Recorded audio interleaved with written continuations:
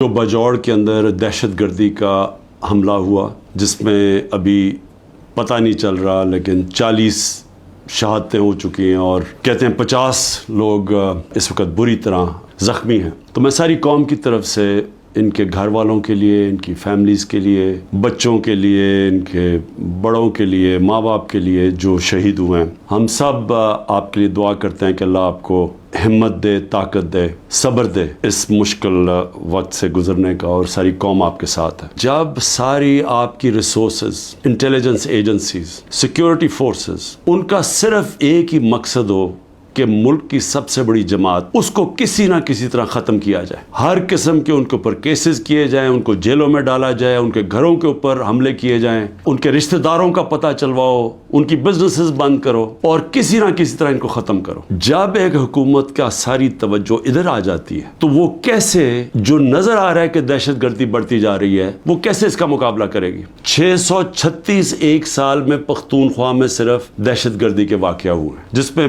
पख्तूनख्वा की पुलिस को सबसे ज्यादा इसका नुकसान उठाना पड़ा, और उसके अलावा बलूचिस्तान में और वो जो कैंटोनमेंट पे जोब में अटैक हुआ। तो मेरी फिर से दरखास्त है कि ये मसला और बढ़ता जाएगा अगर अभी पूरी तरह तवज्जो ना दी और अपनी प्रायोरिटीज ठीक करें। ये जो तहरीक इंसाफ है, ये मुल्क दुश्मन नहीं है। जो मुल्क की 70%, 75% अवाम जिस जमात के साथ खड़ी है, वो मुल्क से ना गद्दारी कर सकती है, ना उसकी दुश्मन है। तो उसके ऊपर पूरी तवज्जो दे के और यहाँ नजरअंदाज करना कि जो एक मसला बढ़ता जा रहा है, तो मैं समझता हूँ कि इससे ज्यादा जुल्म मुल्क से नहीं हो सकता। जब 12 लाख पाकिस्तान के प्रोफेशनल्स मुल्क छोड़ के चले जाएं, ये पैसे से ज्यादा, ये जो हमारा डॉलर बाहर निकला है, क्योंकि ये अपने डॉलर्स भी लेके गए होंगे ना, तो जो डॉलर्स बाहर जा रहे हैं वो अलग चीज है, लेकिन जो ब्रेन ड्रेन हुई है, जो आपके वो लोग जो कि सबसे ज्यादा माशरे की उठाने में इनका हाथ होता है, प्रोफेशनल्स का, वो जब मुल्क छोड़ के जा रहे हैं, बिजनेसमैन वो मुल्क छोड़ के जा रहे हैं, जो आपके डॉक्टर्स हैं, हॉस्पिटल्स में जो डॉक्टर्स हैं, जो स्पेशलिस्ट हैं, जब वो मुल्क छोड़ के जा रहे हैं, तो मुझे बताएं मुल्क का क्या मुस्तकबिल है। और वो इसीलिए है कि किसी को समझ ही नहीं आ रही मुल्क जा किधर रहा है, कि एक पार्टी को खत्म करते करते सारे मुल्क के इदारे तबाह कर दिए। किसी इदारे के ऊपर लोगों को इस वक्त एतमाद नहीं है। FIA को तो लगाया हुआ है कि जी किसी ना किसी तरह पकड़ो इमरान खान को और ये PTI की लीडरशिप, किसी तरह साइफर में पकड़ लो। ये नहीं पता कि साइफर जितनी साइफर में बात होती है तो सारी उंगलियां इनके ऊपर आती हैं। नून लीग के डिफेंस मिनिस्टर ने भी कह दिया है कि जनरल बाजवा ने तो हमें पहले से बता दिया था कि मैं ये गवर्नमेंट गिराने लगा हूं। उसने तो ये कहा है कि अगर कोरोना ना आता तो ये तो 1 साल के अंदर गवर्नमेंट गिर गई थी हमारी, और पंजाब तो वो पहले गिराना चाहते थे, उसके बाद कहते थे तुम सेंटर भी ले लो। हमें तो ये पता था कि साजिश हुई है। लेकिन ये भी एक और सवाल अब उठता है कि कैसे कोई आदमी जो ग्रेड 22 का एक ऑफिसर है, कैसे वो किस फोरम पे फैसला करता है कि कौन सी हुकूमत रहनी चाहिए, कौन सी जानी चाहिए। क्या बंद कमरे में इतना बड़ा फैसला होना चाहिए जिसकी इतनी बड़ी कीमत कौम अदा कर रही है। आज 14 मई को पंजाब के इलेक्शंस कॉन्स्टिट्यूशन के मुताबिक सुप्रीम कोर्ट ऑर्डर करता है, गवर्नमेंट मानती नहीं है। उसी वक्त मुझे वैसे अफसोस से कहना पड़ता है कि सुप्रीम कोर्ट को उस वक्त अपनी रिट कायम करनी चाहिए थी। हमें अफसोस है कि उन्होंने इस हुकूमत को आइन को तोड़ने की इजाज़त दे दी। जब आपने उनको कोई एक्शन ही नहीं लिया तो इसका मतलब गवर्नमेंट और तो चौड़ी हो गई। अब तो खुल के कह रही है कि अगर सुप्रीम कोर्ट फैसला भी करता है मिलिट्री कोर्ट्स पे हम मानेंगे नहीं। जो इस हुकूमत ने किया है, औरतों के साथ जो किया है, पहले तो ये छोड़े ना कि हमारा दीन क्या कहता है कि कैसे क्या रवैया हमारा होना चाहिए इस्लाम में औरतों के साथ। उसके बाद हमारा जो कल्चर है, मैं बार बार लोगों को बताता हूं कि मैं जब पहली दफ़ा बाहर गया पाकिस्तान से तो मैं हैरान हो गया। इस तरह की औरतों की इज्जत बाहर नहीं है, मगरबी माशरे में नहीं है जो कि हमारे माशरों में है। और जिस तरह औरतों को सड़कों पे घसीटा, जिस तरह उनको जेलों में डाला, जिस तरह औरतों को जेलों में रखा हुआ है, और मैं यानी हैरान हूं कि क्या डॉक्टर यास्मीन किसी ये बिल्डिंग जलाने में थी मुलव्वस? क्या आलिया हमजा थी? क्या तैयबा थी? क्या सनम थी? क्या खतीजा? इन्होंने कोई बिल्डिंग जलाई है? इनको इतनी बड़ी सजा कि 80 दिन से ये जेलों में है। और भी औरतें हैं, कोई जियो फेंसिंग में कोई औरत मिल गई, उसको पकड़ी जेलों में डाल दिया।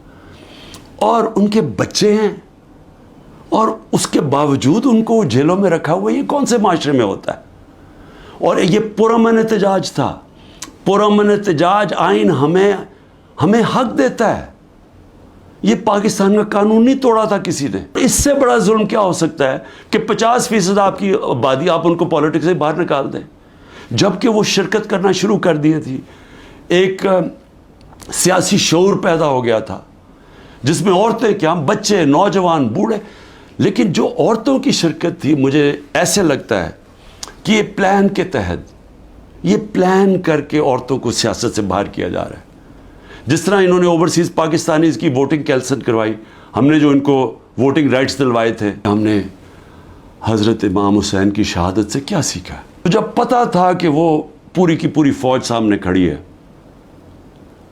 پیچھے نہیں ہٹے، جھکے نہیں. اور جو ان کی شہادت تھی، جس طرح علامہ اقبال کہتے ہیں کہ صدیوں تک مسلمان جب کھڑا ہوتا تھا ظلم کے خلاف، غلامی کے خلاف، تو وہ لا الہ الا اللہ اور امام حسین، حضرت امام حسین کی جو شہادت تھی وہ ہمیشہ یاد رکھتا تھا. وہ جو پتہ ہوتے ہوئے ایک انسان کو کہ ہم جیت نہیں سکتے، یعنی کوئی میری موت ہے، میں یہ جو اب کھڑا ہوں اسٹینڈ کے اوپر تو میں زندہ نہیں رہوں گا، اس کے باوجود وہ عشق کتنا ہوتا ہے اوپر والے کے ساتھ کہ وہ کہتا ہے کہ میں یہ کوئی نہ سمجھے کہ میں خوف کے بت کی وجہ سے کسی کے سامنے جھک گیا ہوں. اور یہ ہوتا ہے کہ جس کی جو انہوں نے بیج بو دیے کہ ہمیشہ مسلمان دنیا میں ظلم کے سامنے جب لوگ کھڑے ہوتے ہیں تو ان کو یاد آتا ہے وہ اس قربانی کا. یزید نے کیسے یہ ظلم ہونے دیا تھا، وہ کیوں کامیاب ہوا؟ کیونکہ کوفہ کے لوگ اتنے خوف زدہ تھے. اس نے اپنا گورنر، ظالم گورنر کو رکھا تھا وہاں، اس کے ظلم کی وجہ سے وہ اتنے سہمے ہوئے تھے، وہ اتنے ڈر گئے تھے یزید کے ظلم سے کہ وہ نکلے نہیں. انہوں نے اتنا بڑا ثانیہ اسلام کی تاریخ میں ہونے دیا اور وہ ساری زندگی پچھتاتے رہے. میرے پاکستانیوں یہ یاد رکھیں، یہ جو ظلم کیا جا رہا ہے، آپ کے اوپر خوف ڈالا جا رہا ہے کہ یہ جی وہ جیل میں پکڑ لیں گے، وہ گھر توڑ دیں گے، وہ یہ کر دیں گے، وہ مار دیں گے، وہ ویگو ڈالا آ جائے گا. آپ اس سے اپنے آپ کو آزاد کریں. یہ جس وقت آپ نے یہ فیصلہ کیا کہ ہم رائے حق کے اوپر کھڑے ہیں، ہم ظلم کے سامنے نہیں جھکتے، ہم اپنی آزادی لے لیں گے. میرے اوپر 180 سے اوپر کیسز ہیں. میں پچھلے 2 مہینے میں تقریباً 350 مختلف کیسز کے اندر عدالتوں میں جا چکا ہوں. ایک دن میں 19 کیسز کا میں نے سامنا کیا اور میں یہ کرتا جاؤں گا. ہو سکتا ہے کہ میں نہ کر سکوں، یہ مجھے جیل میں، کیونکہ پوری کوشش کریں جیل میں ڈالنے کی، میں اس کے لیے تیار ہوں. لیکن میں یہ بتانا چاہتا ہوں کہ یہ جو مرضی کر لیں، میں کھڑا ہوں. میں کسی صورت یہ ان کے حربوں کی وجہ سے، ان کے ظلم کی وجہ سے میں کسی صورت ان کے سامنے جھکوں گا نہیں. اور میں یہ چاہتا ہوں آپ بھی، ساری قوم فیصلہ کر لے کہ ہم یہ ظالم کے سامنے نہیں جھکیں گے اور انشاءاللہ ہم آزاد ہو جائیں گے.